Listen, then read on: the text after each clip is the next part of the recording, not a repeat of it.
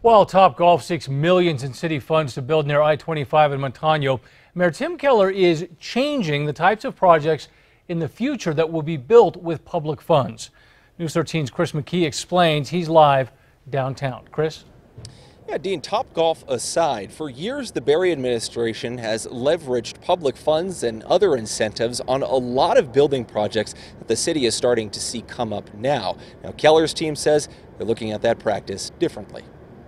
It's been an exciting time. From putting a $17 million city investment in the new parking garage at First and Central, And I think it speaks volumes about where our city is and where our city is going. to pumping incentives into the De Anza Motor Lodge and El Vado's rebuild, even helping the revamp of Winrock Mall, Mayor Barry's administration made a lot of pricey deals on public-private building projects. But with new leadership in the driver's seat, We're placing a great emphasis on supporting local. Economic Development Director Cynthia Jaramillo says the Keller administration is changing the way it invests public dollars in private business. He wants to focus on opportunities that exist and that are going to make a huge impact, especially when it comes to job growth. They just launched new criteria for economic incentives. They say local, homegrown businesses are key. We have many locally based companies that we would like to help scale and support them with our incentives. We asked the city's new CAO, Sarita Nair,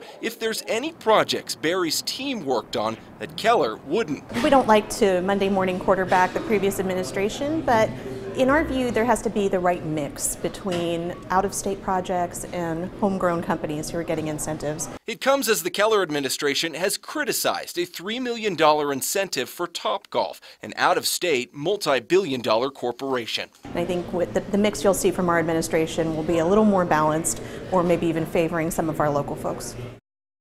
Now, as for that TopGolf deal, part of it did go in front of city councilors tonight. They only approved a resolution, though, that expressed their support of intending to work out a deal with the company, which again wants about a $3 million incentive from the city. Final approval of that incentive could come if it goes in front of a council vote in as early as 2 weeks. Back to you. All right, Chris, thank you.